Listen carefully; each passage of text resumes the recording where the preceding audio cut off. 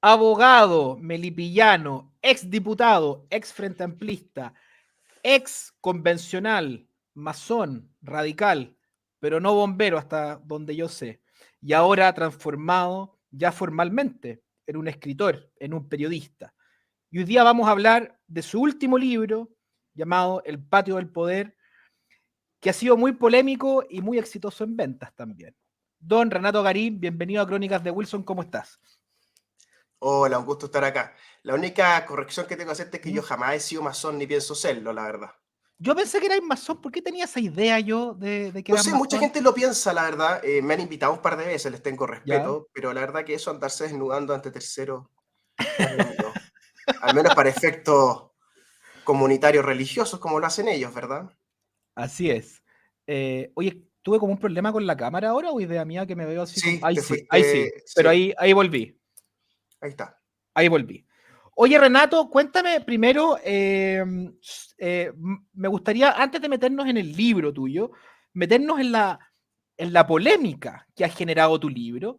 Después de la publicación de tu libro y y también han sido polémicas tus otros libros anteriores que también fueron polémicos, pero ahora también tú saliste de la Universidad de Chile, has acusado, digamos, de alguna manera una especie de seguimiento o no sé si intento de funa o intento de cancelarte por este libro. ¿Cómo has vivido esto? ¿Tú sabías que se venía una reacción así por parte de la gente que está quizá sintiéndose víctima de este libro o no? Cuéntanos un poquito de este tras bambalinas, digamos, que has vivido. Bueno, lo que ocurre es que esto lleva 3 años. Ha sido una investigación muy difícil y muy larga. Hablar del golpe de Estado al interior de las instituciones es muy complicado porque es un país que se acostumbró a apuntar con el dedo a los militares y a olvidarse de que hubo eh, grandes grupos de civiles, especialmente abogados de traje, al servicio de la dictadura, ¿no? En los peores roles de todo. Entonces, esa conversación que había estado clausurada en la Facultad de Derecho por 50 años, había que abordarla de alguna manera, ¿no? Eh, y si bien yo lo hice con mucho cuidado y con mucho sigilo, las personas que están involucradas en esta historia tomaron conocimiento de estas averiguaciones, obviamente, y reaccionaron. Y llevan ya 3 años reaccionando de la peor forma. El decano Ruiz Tagle, que yo creo que es el que más alaraca ha hecho, intervino mis correos electrónicos, me mandó un mail con copia a todo Santiago, todo esto hace 3 años atrás, 2 años atrás. Y Wow. ahora en el fondo viene el último episodio, ¿no? Que ya con el libro hecho yo no retrocedo en la idea de publicarlo, porque tú lo has mirado, lo has visto, Mm, el mm, libro no tiene nada tan polémico como para hacer mm, este tipo de mm, escándalo. mm. Y entonces, ya con la publicación, obviamente que se rompió, se raja, como se dice en el campo, y se rompió. Entonces, con Ruistal era muy difícil una convivencia que no fuera tensionada por este relato, ¿comprende? Mm. Sí, tienes razón ahí, Renato. De hecho, yo previo a comenzar la lectura del libro, viendo, digamos, la polémica que había generado, eh, dije, chuta, pensé, aquí Renato Garín se fue con todo, digamos, quizá fue muy violento en su discurso, pero nada, es un libro periodístico, digamos, muy bien escrito, dicho sea de paso, con muchas fuentes también, y a mí a priori no me parecía por qué estaba generando esta polémica. Eh, Ahora, metiéndonos también ahora en el tema, Renato, de este punto clave que está en tu libro y que está al inicio de tu libro, que tiene que ver con la relación del decano Bascuñán con el gobierno militar. Para los que no lo han leído, si nos pudieras contar un poco de eso, digamos, este periodo que estuvo entre el año 74 y el año 76.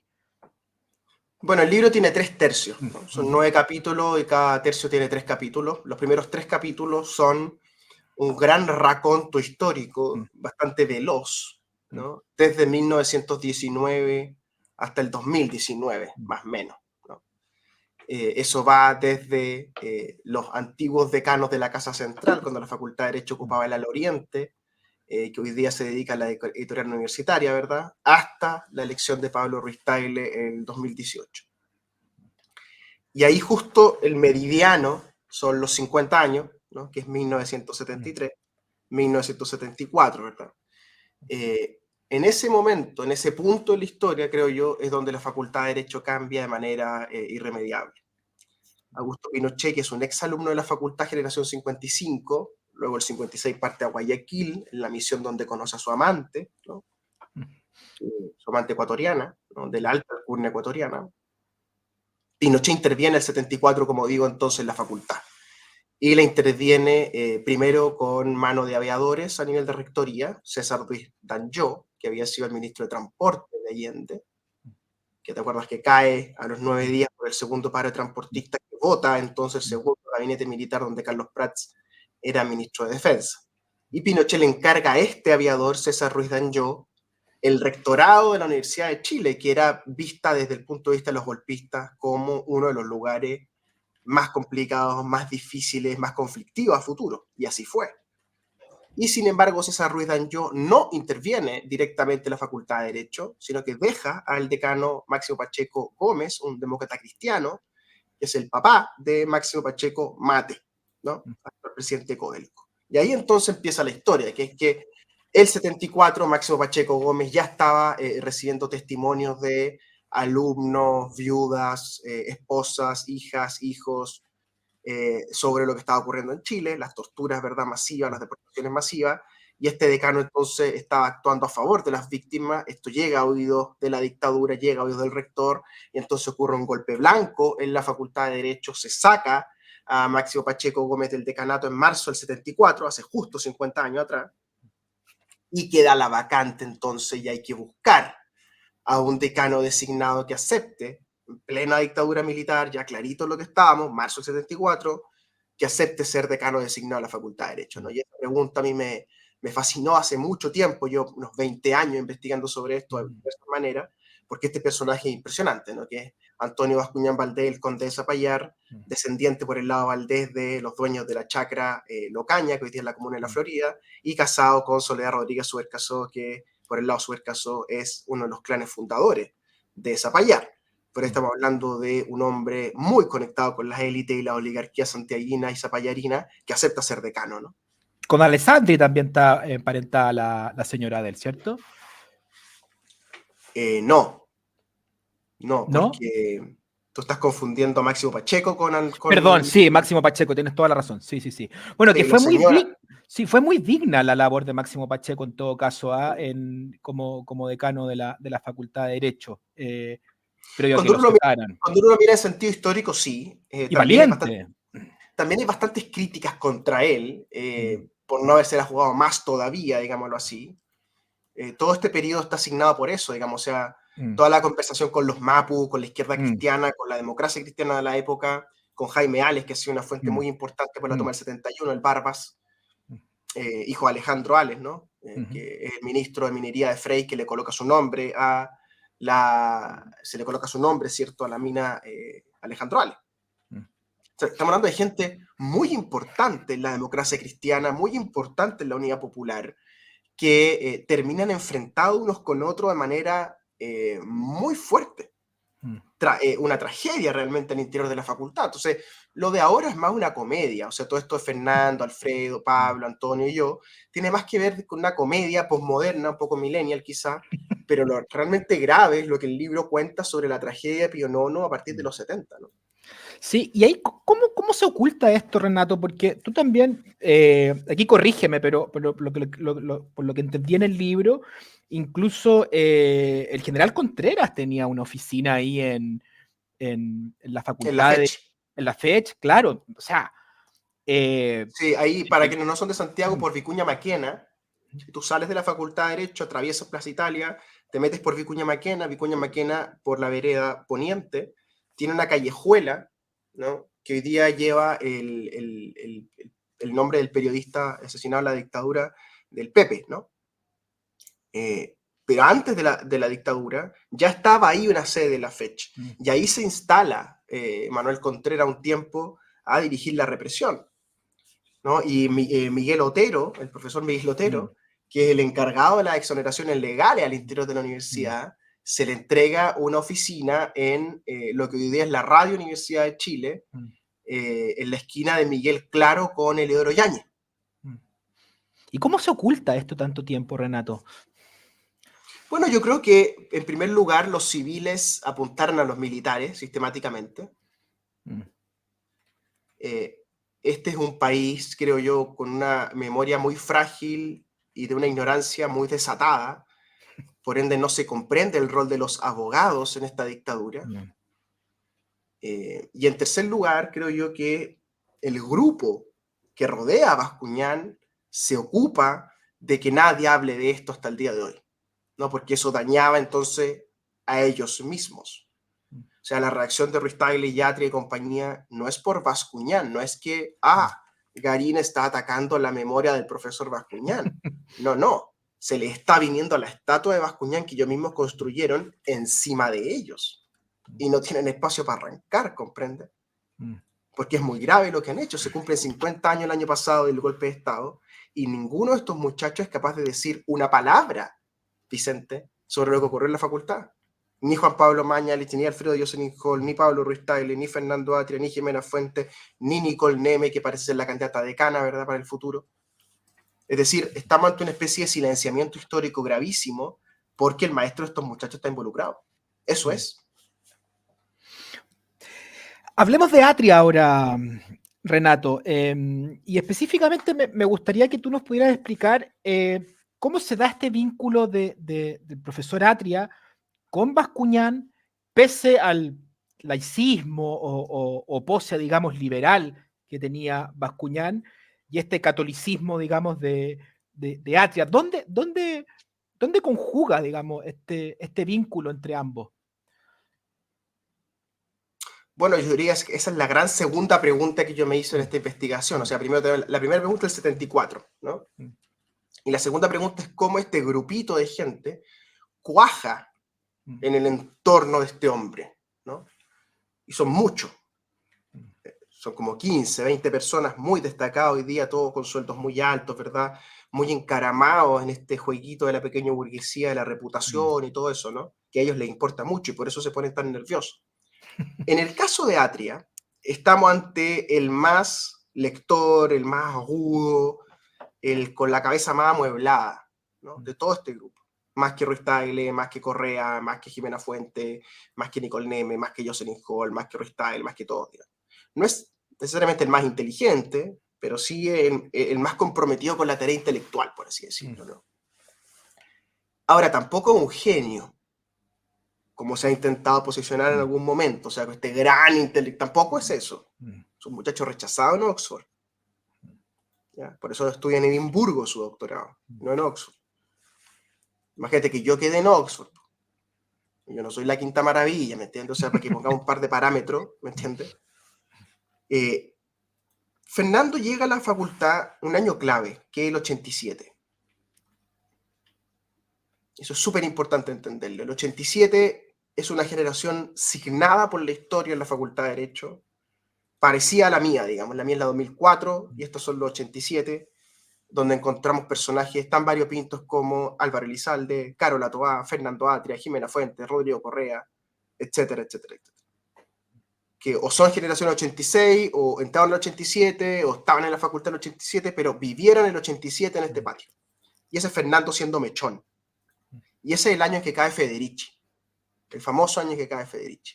Y es ahí, pienso yo, donde surge esta unión de Fernando hacia Bascuñán y hacia este mundillo que rodeaba a Bascuñán, porque Bascuñán en ese momento ya era un desertor de la dictadura, ¿no? Y si él no era perseguido dentro de la facultad, estaba un tanto arrinconado, y entonces estos muchachos, Fernando siendo muy joven, interpretan en su cabeza adolescente que están ante un gran santo batallador de la Facultad de Derecho, ¿no? Y al caer Federici, esta generación se empodera, digámoslo así, al punto de que hay fotos en los diarios, videos en la prensa, sacan, ya en una toma en la Facultad de Derecho para sacar a un decano interinato de Jorge Gifner Gallo, sacan el mesón del decano a la calle, a Pío Nono, y bailan arriba no solo de la mesa, digamos, sino de una serie de artefactos que sacan a la calle, digamos, en plena dictadura. Entonces la Facultad de Derecho empieza a ser percibida por el resto de la universidad, por el resto de la opinión pública, como este lugar donde empieza a alumbrar la democracia, ¿no? Y ahí dentro entonces había un par de profesores que llevaban cierta batuta de eso, ¿cierto? Y Bascuñán, pienso yo, terminó siendo percibido como eso.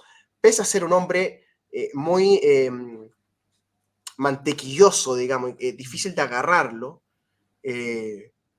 bastante ambiguo, que yo creo que cultivaba una especie de doble personalidad entre Zapallar y la facultad, pero aún así genera este enamoramiento en Atria, en Ruysdael, en Carlos Franz y en otros, que los marca generacionalmente a fuego, ¿no? Pero entonces es más un vínculo, Renato, más instrumental que ideológico, ¿puede ser? O quizás, Sí, ya. sí, o sea, a mí me es muy difícil encontrar como un patrón ideológico en el grupo, Mm, sino que más bien una especie de escalera para trepar. mm, Por eso si tú te fijas, la portada del libro, la foto que mm, elegimos, en la famosa torre del reloj mm. tiene una escalera paralela, ¿no? Ah, perfecto. Que es por donde subieron ellos. Perfecto. Oye, qué interesante.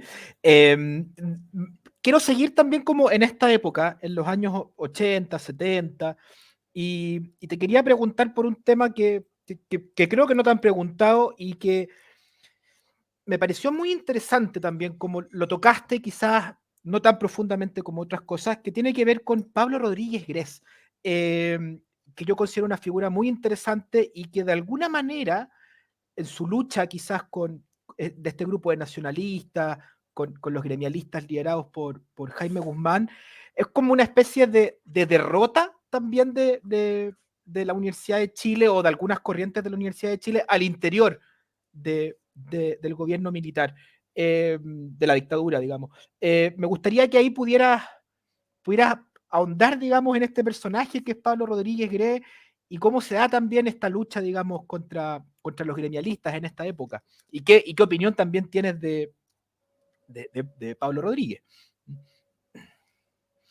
Bueno, la dictadura en un comienzo tiene una disputa interna bien belicosa y fuerte entre nacionalistas y gremialistas. Es decir, una interpretación cerrada y más bien corporativa de lo que tenía que ser la dictadura y la interpretación eh, gremialista influida por el franquismo español, ¿no? Con, el, Pinochet con, el, navega con bastante habilidad entre los nacionalistas y los gremialistas. con Osvaldo Lira ahí también muy presente. Sí, Pinochet no lo conoció tanto. Es Guzmán quien se relaciona con Lira. A Pinochet no le gustaban los curas. Es bastante comecura Pinochet, de hecho. Eh, el que es clave para entender a los nacionalistas es Rosende, Hugo Rosende Subriabre, que es un profesor de Derecho Civil que viene de la Católica, pero que gana un concurso en la Chile y que se vuelve muy conocido, ¿verdad? Porque era muy carismático, había sido diputado 2 veces, había sido jefe del segundo piso, Alessandri, el equivalente hoy día al segundo piso, digamos, y había sido jefe de campaña, Alessandri, de hecho, pero había roto con Jorge Alessandri por el tema de los bonodólares, que se había hecho un préstamo con el Banco del Estado, Rosende, para comprar dólares cuando el dólar subió por orden del gobierno, no con el dólar fijado en el precio fijado.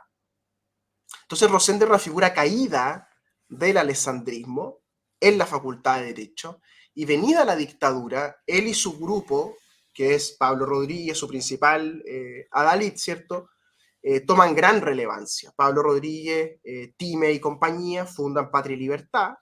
Patria y Libertad se funda a 2 cuadras de la facultad, en el restaurante Jaque Mate, que estuvo durante mucho tiempo ahí en la esquina frente a la Fuente Alemana, por la otra vereda, ¿cierto?, en la Alameda, Perfecto. muy famoso. Mucha gente de derecha iba a comer y almorzar ahí. Era muy famoso porque tenía la fachada azul y las letras negras con el mate, con una torre de ajedrez, ¿no?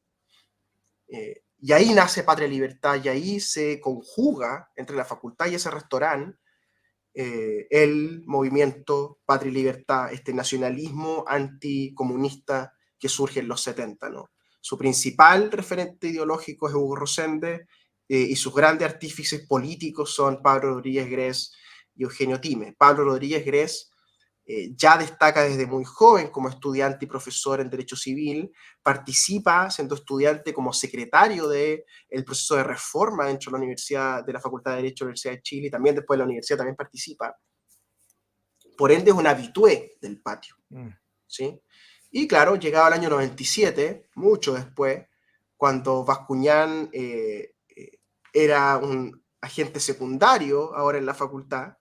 Pablo Rodríguez tiene la oportunidad de ser decano, presenta su candidatura y los estudiantes le impiden ser candidato porque él es el abogado de Pinochet y era el fundador de Patria y Libertad, y se van de la Facultad de Derecho a mediados del 97, Ramiro Mendoza, Ángela Catán y Pablo Rodríguez Grez para fundar la Facultad de Derecho Universidad del Desarrollo de acá arriba en Santiago, que la Universidad del Desarrollo había comprado esa plaza, digámoslo así, a la Universidad de Las Condes, ¿no?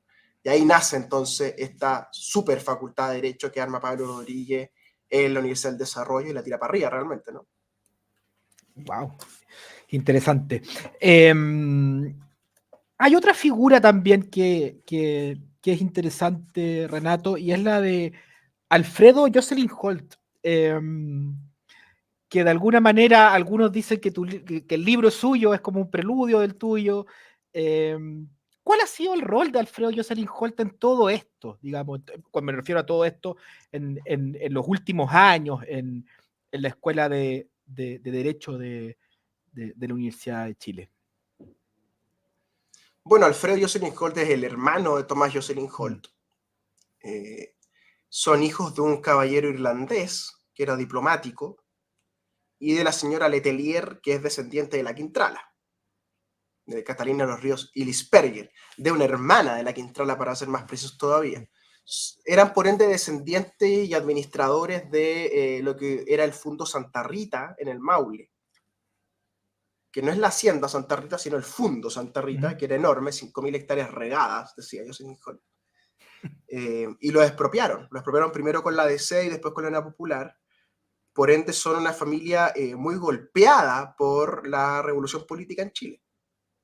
Son de esas familias que se quedaron esperando que les devolvieran las tierras, digamos. Por ende hay un resentimiento con la izquierda y con la derecha a la vez. Empobrecidos, ¿cierto? En una sociedad que se hace muy rica, muy millonaria, ¿verdad? Una familia que son dueños de tierras, donde la tierra deja de ser tan importante y hay que tener bancos como los Yarur. De pronto, entonces, son nadie, ¿no? Entonces, este muchacho tenía una gran educación gracias a su padre, que él lo coloca en Johns Hopkins, que es una universidad muy, muy elitista en Estados Unidos. Él estudia historia del arte, nada menos. Probablemente la carrera más elitista dentro de la universidad más elitista de Estados Unidos. Y después se tiene que venir a Chile. Y se viene a Chile y se mete en la facultad, que yo pienso que él pensó que era el lugar más parecido a Johns Hopkins. Y surge este personaje, ¿no? Este personaje que es el Quintralo, que entra en una fecha parecida a la de Ruiz-Tagle, tiene una trayectoria muy parecida a la de Ruiz-Tagle, se arma un grupo en torno al profesor Bascuñán, después llega el hijo de Bascuñán, con quien Jocelyn Holt tiene toda una historia también, una amistad muy intensa, digámoslo así. Por ende, un personaje ya en los 80, ¿no? Es recordado como el Quintralo, el descendiente de esta familia, ¿cierto? Etcétera. Además, su hermano, no te olvides, que es el primer presidente electo democráticamente en la FEUC en dictadura, que es Tomás Jocelyn Holt, que era un tipo bastante razonable en los 80, ¿no? Entonces, este personaje que es Alfredo, ya estaba más o menos armado cuando nosotros entramos, mi generación 2004, que es la del presidente de la República, Bárbara Sepúlveda y bastantes más conocidos ahora. Somos la más prolífica generación en mucho tiempo en la Facultad de Derecho, para mal, creo yo. Y ahí se da un fenómeno muy interesante, ¿no? Que Gabriel Boric se convierte en ayudante de Sofía Correa Sutil, casada con Alfredo Jocelyn Holt, hermana de Jorge Correa Sutil, casada a su vez con Sol Serrano, Premio Nacional de Historia, hermana de Margarita Serrano y de Sol Serrano, mamá de Margarita Mayra Serrano, polola de Gabriel Boric. Esto es todo una... Tú que eres sociólogo, que vas a comprender que es de una endogamia esto un poco intragable, ¿no? En cualquier momento sale el cola de chancho aquí, ¿no? De hecho, dice que ya hay cola de chancho dando vuelta. Entonces Alfredo tiene su grupo de ayudantes, ¿cierto? Este doctor en historia, en St. Anthony's College, ¿verdad? Que es el college de los africanos, de los asiáticos, de los latinoamericanos. Él se siente muy orgulloso de eso. Todos estos muchachos que han estudiado historia en Oxford suelen ser de ahí, del college, St. Anthony's College. Mi primo Alejandro San Francisco, Juan Luis Santa Cruz, Lucía Santa Cruz Sutil, en fin, que es prima de la Sofía, también por el lado sutil. Es decir, estamos hablando de un compendio de personas donde Alfredo es probablemente el más odioso, ¿sí? El más resentido probablemente, y su grupo de ayudantes que estamos en su entorno, sufrimos eso en carne propia, digamos, al punto que él no tiene discípulos. Todos los que pasamos por el entorno de él tratamos de alejarnos lo más posible de él y de su obra. Y viene el momento clave, ¿no? Que el 2009, cuando Boric y la gente de los autonomistas, que hoy día están gobernando, se toman la Facultad de Derecho, ¿cierto?, para sacar al decano Nahum. Y ahí se genera entonces esta unión política entre el vascuñanismo y el autonomismo a través de Boric y compañía. Y Jocelyn Hall estalla, ¿cierto?, en rabia, en rabietas, ¿verdad? Y termina haciendo ese libro. Y ese libro no es sino una apropiación que él hace de mis indagaciones previas, de mis relatos previos, ¿cierto?, de los correos electrónicos que yo recopilé, porque era yo el que estaba interesado desde el principio en esta historia de la Facultad de Derecho y no él. Porque, te insisto, él no está vinculado históricamente con la facultad. ¿Entiendes? Yo sí. Entonces, yo sí tengo una memoria familiar, personal, que me alimentó para hacer este libro y él no la tenía. Y es muy evidente. Tú cuando lees ese libro en La Escuela Tomada, ese libro tiene 200 páginas sobre la facultad y las otras 400 páginas son cualquier cosa. Son análisis que él hace de la universidad, una especie de educólogo, ¿no? Y después termina con 200 páginas de notas al pie. Dime, tú que eres sociólogo y has leído harto, ¿cuántos libros con notas al pie ocupan 200 páginas de las notas al pie? Digamos, No, es claro. raro. Pero es habitual en Jocelyn Holt, en todo caso, que se luce, digamos, las notas al pie. No es... Sí, porque él cultiva esta supuesta escuela revisionista, ¿no? Supuestamente el revisionismo germano, ¿no? Pero él lo que hace en realidad es que lo que revisa son las fuentes ajenas. ¿Me entiendes, no? Porque a él Sí. no le gusta el archivo, no le gusta la entrevista, no le gusta el meter las manos en los papeles, ¿cierto? Y encontrar la cuestión, sino que él espera que tú lo hagas y sobre lo que tú hiciste, él dice, voy a revisar porque soy revisionista. Está más cerca de la copia que del revisionismo, creo yo, lo que hace él. Y además perfílalo en su línea intelectual, digamos, él alcanzó a publicar 3 volúmenes de su historia general, y después publicó La Escuela Tomada, que ya te lo expliqué. Después la familia Yarur le paga un libro. El del que museo. se llama La Casa. Sí. Y después hizo un libro sobre perfiles históricos que se lo editó en la Universidad de Talca. O sea, el declive intelectual de Jocelyn Hall es bastante evidente, creo yo. Y sus libros, donde él no tiene de dónde sacar para revisar las fuentes ajenas, son malos. Como ese libro de perfiles que hizo, el libro de los Yarur que los Yarur le compraron. Entonces, ¿qué historiador serio se apropia de las investigaciones de su ayudante, se queda callado durante 10 años, el ayudante tiene que golpearlo de esta manera como lo estoy haciendo yo para ver si dice algo o reacciona, está calladito, y más encima después los Yarur le compran un libro? O sea, si eso es ser serio, o sea, la seriedad, digamos, es cualquier cosa. ¿Te das cuenta? Es un hombre demasiado educado para lo mal que ha llevado su carrera intelectual, digamos, ¿no? Sí, sí. No, sí entiendo el punto. ¿Qué magnetismo genera esta escuela de Derecho de la Chile, similar también a lo que generaba en su momento el Instituto Nacional? Que hay como una especie de quizás como de sobreanálisis también de lo que significa para sus propios alumnos. Tú que estuviste ahí, digamos, ¿cómo viviste esto también cuando ingresaste a la Escuela de Derecho? Para los que no hemos estado ahí tampoco, ¿cómo se vive este ambiente, digamos, de sentir quizás que la historia de Chile se juega, digamos, en esos patios? Yo me acuerdo una vez que hablaba con un tío mío que era general, que me decía, la historia de Chile es la historia del ejército de Chile. Me imagino que quizás los estudiantes o los egresados de la Escuela de Derecho de la Chile pudieran pensar algo similar. Oye, la historia de Chile es la historia de nuestra facultad. No sé si tanto así, pero algo de eso hay. Cuéntanos un poco de este magnetismo que genera esa escuela. Bueno, yo pienso que la historia de Chile es la historia de la escuela militar y de la escuela de Derecho. Ambas construidas por el mismo arquitecto, tienen la misma forma, y caminar por dentro de una experiencia casi análoga, solo que la escuela militar tiene más terreno y más pastito, digamos. Pero el diseño original de la Facultad de Derecho era muy parecido a lo que iba a ser la escuela militar. Era un predio enorme el que le entrega Alessandria a su hijo desde Pío IX hasta la clínica actualmente. La primera pregunta que hay que hacerse, pienso yo, para entender el magnetismo de lo jurídico en Chile, es el rol que juegan los abogados, desde muy temprano. La revolución independentista son abogados, estudiantes de Derecho en la Universidad Real de San Felipe. Luego, las revoluciones pipiolas son abogados de la Chile. Andrés Bello, el gran senador del siglo XIX, el rector del Código Civil, es el rector. Actualmente, los abogados juegan un rol central en la opinión pública. El principal columnista es un profesor de la facultad, que es Carlos Peña, pese a que estudia en la Católica. Él enseña Derecho Civil en la facultad. Tú pones la tele en la mañana, ya hay matinales llenos de abogados opinando. Tú vas a la tarde a los columnistas, a los medios de comunicación, y la mitad, por lo menos, son abogados. Mochati, de hecho. Mochati estudió Derecho en la Facultad de Derecho de la Universidad de Chile, es generación 79. Sin filtros. Sin filtros tiene casi siempre 5 o 6 abogados discutiendo entre ellos cosas jurídicas. Entonces, todo ese espacio que le hemos dado a los abogados en nuestra sociedad, en otras sociedades la ocupan los sociólogos, los antropólogos, los arqueólogos, ¿cierto? Otras profesiones humanistas, ¿verdad? Que, en cambio, en Chile lo jurídico ha consumido al punto de que de la facultad salen historiadores, sociólogos, periodistas, historiadores, de las más amplias materias, ¿cierto? Porque desde lo legal llegan a todo el asunto. Entonces la Facultad de Derecho se transformó en una especie de gran bachillerato.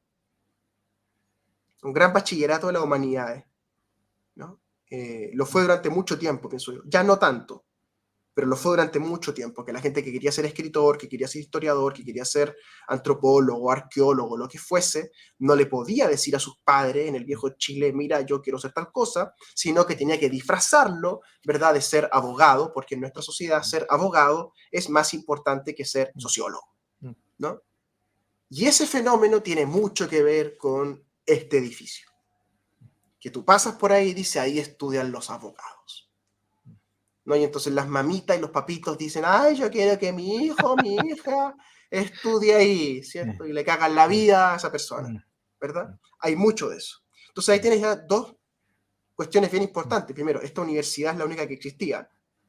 Segundo, los abogados tienen un peso muy importante. Y tercero, el alessandrismo inventa este edificio en el barrio de Bellavista, ¿cierto? Y lo convierte en un hito arquitectónico de la ciudad. Por ende, uno ve el lugar donde están los abogados todo el tiempo, con una especie de gran cápsula espacial moviéndose, ¿cierto?, por el universo, lo que le da un romanticismo y un sentido de misión y de mesianismo vanguardista, ¿cierto? Que el libro va sobre eso, ¿cierto? Sobre el mesianismo vanguardista de estos muchachos, una y otra vez, durante ya 100 años, ¿verdad?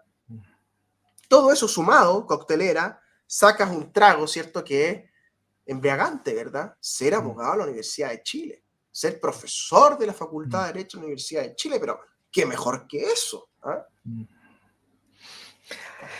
Y siguiendo ese punto, Renato, hablemos ahora del declive el declive de los alumnos públicos, digamos, de la Facultad de Derecho de la Chile. ¿Qué es lo que tú dijiste? Por la generación del 2004, 2005, que nos ha dado, digamos, varios diputados o personajes ligados al Frente Amplio, a los autonomistas principalmente, también algunos de Revolución Democrática, pero principalmente autonomistas, y este estilo performativo que pareciera ser que lo aprendieron en la universidad, un diputado como Winter, que tú dijiste hace poco también, que se había echado 12 ramos, una cosa, hay que ponerle empeño para echarse 12 ramos, po. Y un presidente que no aprueba su examen de grado. Entonces, hay un declive, a tu parecer, en lo que entrega la Facultad de Derecho al país o no, y por qué se explica también esta merma intelectual, digamos. Bueno, esto pasó en el Instituto Nacional, pasó en los liceos emblemáticos, y no tenía por qué no pasar en la Facultad de Derecho. Si la Facultad de Derecho no hace más que cosechar desde la etapa escolar a los muchachos, ¿no? La facultad, me parece a mí, entra en un declive irremediable con la reforma al plan de estudio del año 2000 que emite el decanato de Bascuñán, esta vez electo democráticamente, cuando se va Pablo Rodríguez, ¿no? Porque dejamos la historia ahí cortada, ¿no? Que Pablo Rodríguez se va a la Universidad del Desarrollo, hay una elección de decano en la Facultad de Derecho y la derecha de la facultad presenta a Antonio Bascuñán Valdés. Y Antonio Bascuñán Valdés se queda con el decanato entre 1998 y el 2002 y ejecutan, él y su gente, una reforma al plan de estudio. Y sacan la anualidad, la vieja anualidad, donde se empezaba a estudiar cuando florecía la enredadera, y convierten la facultad en una especie de copia o remedo o analogía de las facultades de derecho primermundista, especialmente las norteamericanas y las alemanas, y entonces hacen semestres. Y los semestres en realidad son una especie de trimestres que van de marzo a junio y de agosto a diciembre, ¿no?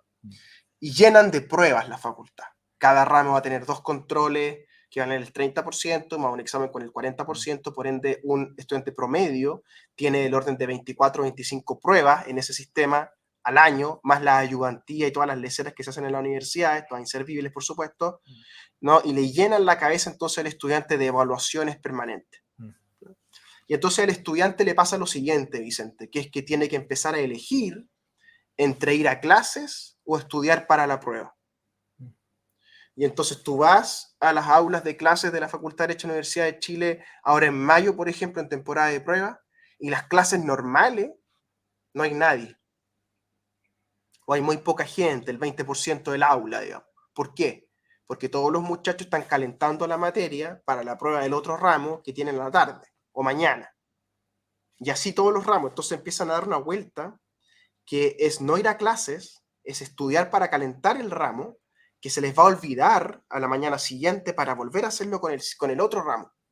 Y empieza el rendimiento, ¿no? El consumo de Mentix, ¿no? El famoso modafinilo, ¿no? Que te permite estar alerta durante la noche, ¿verdad? Y eso después tiene sus consecuencias en los muchachos y muchachas, ¿no? Entonces es un declive de la experiencia universitaria, del aula, el aula está vacía y el patio está lleno. Por eso es el patio del poder, no las salas del poder. ¿Comprende? Y no son los poderosos del patio, sino que es el patio mismo el lugar del poder. ¿Comprende? No es un sujeto, es un lugar, es un espacio, es una configuración del mundo dentro de ese edificio. Y entonces, obviamente, las consecuencias de este devenir, digámoslo así, o de esta práctica académica, es que va a tener mala calidad en las clases, va a tener estudiantes que no estudian realmente, que no se leen los separatas. O sea, ya nadie lee la política de Aristóteles, la caverna de Platón, la suma teológica, el Leviatán de Hobbes, digamos, el contrato social de Rousseau. Ya nadie lee esas cosas. Cuestiones que eran la educación básica y elemental en cualquier facultad de Derecho o Sociología del mundo, ¿no? En Chile, y en especial esta facultad, el estudio pormenorizado de los asuntos ha sido dejado de lado. Porque el patio y la vida social, la vida política, los colectivos políticos de derechas de izquierda, pasan a ser la vida misma y entonces los muchachos se empiezan a levantar en la mañana no para ir a clases, sino para ir al patio, ¿no? Y este es el fenómeno que yo trato de entender. ¿Por qué ocurre esto? Porque no es una, ni dos, ni tres personas, sino que son muchísimas personas haciendo lo mismo, ¿te das cuenta? Y claro, a algunos les va bien, triunfan porque tienen las condiciones sociales para eso, Gonzalo Winter, Gabriel Boric, Javier Velasco, Francisco Arellano, Matías Mesa, ¿cierto? Varios otros más. Pero la gran masa queda detenida en ese proceso, ¿comprende? Y se frustra. Y eso es lo que está ocurriendo hoy día, ¿no? Que los movimientos universitarios están frustrados con la política frente amplista, las juventudes comunistas, etcétera, porque se dan cuenta que es un embudo social de pertenencia, de militancia, digámoslo así, caudillesca, pero no de verdadera, por así decirlo, vida universitaria. Y entonces los muchachos universitarios no saben hoy lo que es la universidad, o lo que tú y yo vivimos como universidad. Muy interesante, y yo me acuerdo que le planteaba también a un amigo que trabajó años en la Universidad del Desarrollo y estaban con todo el tema de querer politizar también la Universidad del Desarrollo, y yo le decía, mira, mientras hay un tema aquí que a mí me parecía arquitectónico, tanto en la Universidad del Desarrollo, en la Universidad de los Andes o en la misma Universidad Adolfo Ibáñez, que se da lo contrario quizás, que no hay patio, porque en el fondo son cabros que van a las clases, en auto, la mayoría, por supuesto, están en las clases y después se van a sus casas, pero no está eso que nosotros vivimos también, que además de las clases está el tomarse una cerveza en el patio y donde se genera también la política universitaria. La política universitaria no se genera en un strip center, digamos, en San Carlos de Apoquindo, sino que se genera en los patios eh, y también en el aula, pero sobre todo en el patio. Entonces,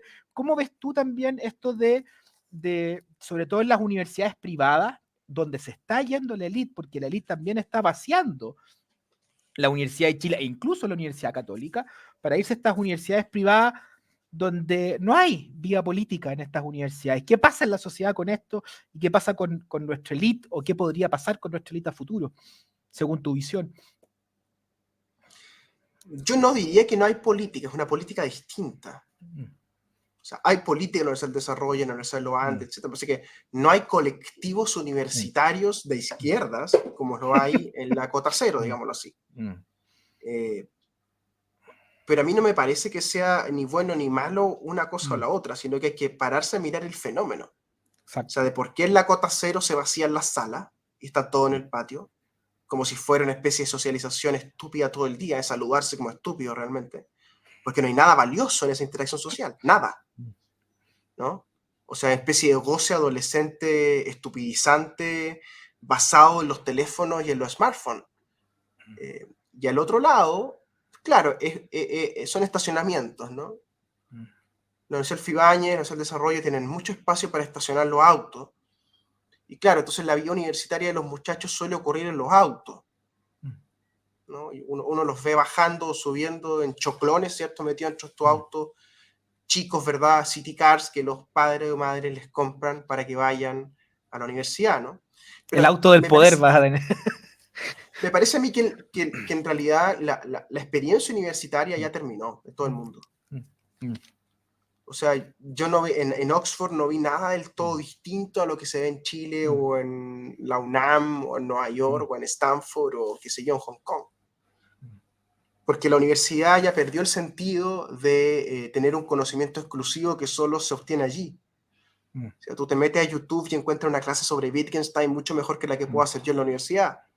O puedes encontrar una clase sobre aerodinamismo mucho mejor que la que se hace en Buchev, ¿no? Y puedes meterte a clases gratuitas en Harvard, en MIT o en Yale, o bajarte toda la bibliografía de un curso, ¿cierto? Y leerlo en un fin de semana y vas a quedar más o menos competente en un asunto.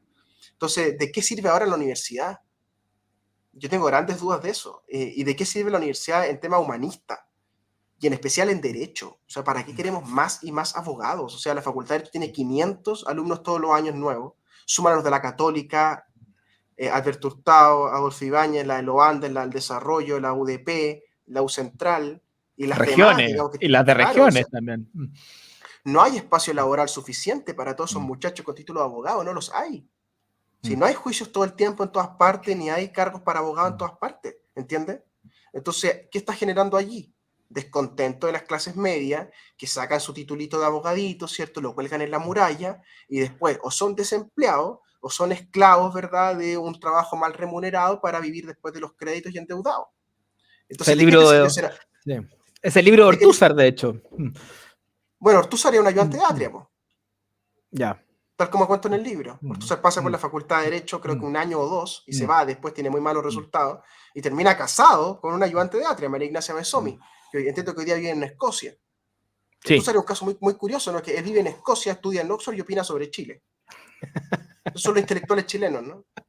Más muy copión, Ortúzar, es muy copión.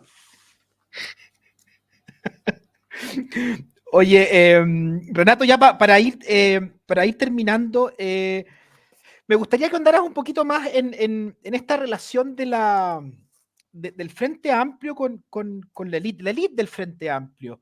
Este Frente Amplio performativo, con mucha gente, con muchos cortesanos también que le siguen. Uno podría ver ahí a Marta Lagos, Alfredo Yoyán, mismo Tironi, que son como la corte, digamos, de estos cabros. Eh, y que son, digamos, la nueva élite política de izquierda, como en algún momento lo fue el MAPU o los falangistas, hoy día lo son el Frente Amplio, y hay un sentir o una tesis que algunos comparten más que otros, pero que es una generación, si uno los compara con los Mapu, etcétera, mucho más liviana intelectualmente en términos de contenido, menos leído, performáticos simplemente, eh, y que y también en algunos casos por eso mismo quizás también más inofensivo. Cuéntanos también ahí tu diagnóstico sobre esta élite de izquierda progre, por así decirlo, o izquierda más burguesa. Son el reflejo de la sociedad que tenemos. Mm. El Mapu fue el reflejo de la sociedad de los 70, hiper ideologizada. Uno mira la batalla de Chile, la película, y te encuentras con obreros hablando como si fueran Herbert Marcuse. Es bien absurdo, ¿cierto? Y claro, de esa sociedad hiperpolarizada, hiperideologizada, con muy pocas armas disponibles, armas de fuego, digamos así, eh, hoy día tenemos lo contrario, una sociedad con muchas armas de fuego dando vuelta, con muy poca ideología, y una suerte de banalidad, una frivolidad, una levedad, diría Milán Kundera, ¿cierto? Una insoportable levedad, que es parte de nuestra sociedad. Y son hijos de la sociedad del espectáculo, son hijos del scrolling, son hijos de no leer, de leerse el resumen que hace el compañero de curso, de meterse en un grupo de trabajo en la universidad, pero siempre es uno el que hace la pega y los otros tres miran. Son de la sociedad de llegar a última hora con la pega hecha, son de la sociedad de los impuntuales, de que no saben empezar a la hora una reunión. Claro, la sociedad está cosechando los valores que sembró en estos muchachos de 30 a 35 años, ¿no? Muy movidos por el goce.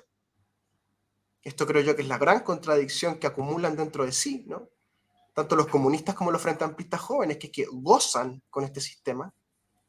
Por un lado dicen, uy, el capitalismo es la explotación del hombre por el hombre, el neoliberalismo, el endeudamiento, la sociedad del espectáculo, el pan y circo y bla, bla, bla, bla.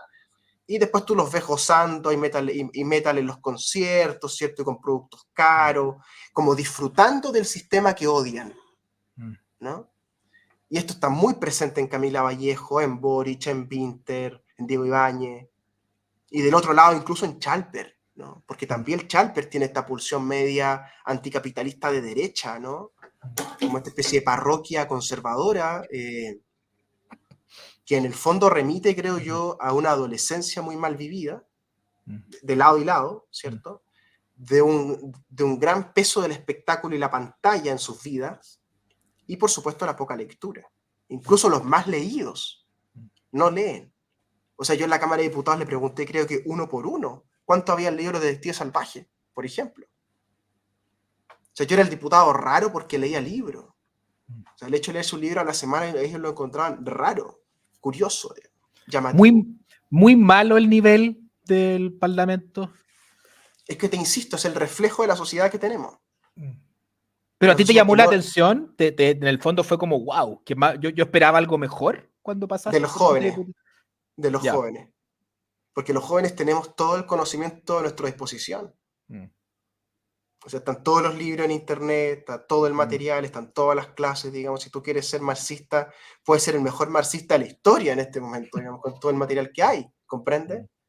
Pero no, pues hay una flojera, hay una falta de concentración, somos una generación muy cruzada por el déficit atencional, pienso yo, esta hiperestimulación de nuestra Sí. generación, y para qué decir los más chicos, ¿verdad?, que les impide enfocarse. Entonces los diputados y los senadores son personas que están pendientes de 30, 40 huevadas a la vez, digamos, desde que no les pillen con la amante hasta el proyecto de ley que tienen que presentar, digamos, y estos son los problemas que tienen durante todo el día. Y además yo, este es un libro que tengo pendiente, en algún momento lo voy a escribir, ¿no? Que es que dentro de la dinámica del día a día, yo me di cuenta que hay un trastorno alimenticio súper, súper grave en los políticos, que empiezan tipo tú 10 de la mañana, 11 de la mañana, con un shot de cafeína y azúcar súper fuerte, con pastelito y cosas, edulcorante y cosas, ahí suben, entonces tienen energía y tienen ganas, ¿cierto? Y están llenas de ideas, ¿verdad? Luego van al almuerzo, en el almuerzo hay carnes, ya hay vinos, ¿cierto? Ya hay carbohidratos, y entonces segundo subidón de glucosa, ¿cierto? En la sangre, de nuevo están con ganas, pero ahí empieza el bajón, ¿verdad? Tipo 4 o 5 de la tarde, entonces ahí viene el político más cansado, ¿cierto? Como ya derrotado, y ahí viene el segundo gran shot de cafeína, ¿cierto? Que a media tarde, ante la comisión de las 5 de la tarde, que son las comisiones, nuevamente, ¿cierto? Emerge el político o la política con ganas, con energía, para volver a caer en la noche, ¿cierto? Y volver a repetir el asunto. Dime, ¿te estoy mostrando o no la clase política chilena todos los días? Y no solamente la clase política, tú Es también hiciste Chile, una pues. descripción. Es Chile, efectivamente. Es O sea, Chile. tú vas a cualquier oficina, yo creo que esto ya las personas inteligentes se Mm, dan cuenta, mm, que en Chile en las oficinas no se trabaja. no. O sea, tú vas a cualquier oficina donde digan estamos trabajando y vas cubículo por cubículo a ver qué está haciendo este huevón, qué está haciendo esta huevona. Nada. O está scrolleando en las redes sociales, o está chateando, o está haciendo como que trabaja. Es una sociedad, fíjate tú, que finge. Nuestra élite es muy buena para fingir. Fingir que está enamorada de la señora, pero no está enamorado. Fingir que está casada por amor, pero no está casada por amor. Fingir que está en el partido muy cómodo, pero no está. Fingimos. Nuestra sociedad chilena está muy basada en el fingir. Y eso está en la política, está en Gabriel Boric, está en las personas que tú me has mencionado, y está en los abogados de la Chile. Fingen lo que no son. Antonio Bascuñán Valdés fingió ser lo que no era. Y Atri y Ruiz Tagle se lo creyeron. Y ellos también fingen ser lo que no son. ¿Comprende? Entonces, cuando tú no finges, dices, sí, yo soy esto, me han dado mis cagadas, fíjate, esta cuestión y lo otro, y no tienes espacio del fingimiento, no, este bueno es loco, pues bueno, está fingiendo. ¿Comprende? Y eso es la literatura. La literatura es dejar de fingir y dejar por escrito lo que realmente pasó. Y el Renato Garín del futuro, el que se viene ahora en adelante, ¿qué camino va a seguir? Tú aquí dijiste que querías escribir otro libro. ¿Va a ser este Renato Garín más periodista, más escritor, o estás tentado en algún momento a volver a la política electoral, digamos, o desde algún puesto? ¿O no sabes? Mira, después de lo que pasó en la convención, el ejercicio espiritual bastante largo al que me sometí, digamos, es un desprenderse, un desapegarse, ¿entiendes? Y entonces yo ya no pretendo ser nada, ni estoy en ese juego pequeño burgués de ser algo, ni de recibir el reconocimiento por algo, ni de tener un carguito y una línea más en el currículum. No, no me cambia en nada mi existencia del día a día. Sí tengo una relación con la literatura bastante mejor que en otros ámbitos de la vida. Se puede escribir solo sin soportar gente insoportable, digamos, eso ya es un comienzo. Pero también es bien humillante la tarea de ser escritor, porque tienes que escribir, llevar a la editorial, corregirlo, después salir a venderlo, y que la persona que lo compre lo lea, ¿cierto? Y el que lo lea lo entienda, etcétera. O sea, es todo un camino bien desgastante que para el espíritu es bien humillante, te diría yo incluso. Roberto Bolaño decía eso, que él se sentía un poco humillado cuando tenía que salir a promocionar sus libros, ¿no? Entonces no tengo ninguna aspiración pequeño burguesa y trato incluso de mantenerme alejado de esos ámbitos pequeño burgueses donde la gente se pregunta, ¿y en qué estáis? O sea, eso me parece a mí la huevada más grande de Santiago de Chile, digamos, ¿y en qué estáis? Pues leyendo el Quijote, weón, por quinta vez, ¿y en qué estáis tú? No, sí es verdad. Oye, pero te ha ido bien con el libro, y te ha ido bien con tus libros también, por lo menos en ventas, por supuesto. A mí también me Sí, pero decía, este es un mercado muy chico, Vicente, o sea, cualquiera es sí, bestseller en Chile, pues sí. bueno. No, y aparte a mí Y una vez además que me dijo un dueño de una editorial, yo no sé si en Chile se lee, en Chile se compran libros, pero de que se lea no tengo idea. Eso también y es un es mercado otro muy tema. chico Sí, donde po. cualquier escándalo Mm, genera un bestseller. Y además ha sí. sido muy apoyado por la gente que es objeto del libro. Entonces, Mm, mm. Así- obviamente que va a pasar después esto y va a quedar mm, el libro y yo voy a quedar expulsado de la Facultad de Derecho y esa va a ser la historia, ¿no? Y mm, pues le va a quedarse con supuestamente mi cabeza en su mano y yo me quedaré con la de él en mi mano. Y por eso Atri está callado y Yoseniko está callado, porque sabe que de esta no zafan, ¿comprende? Porque de esta no zafan. Yo te lo digo de verdad, de esta no zafan.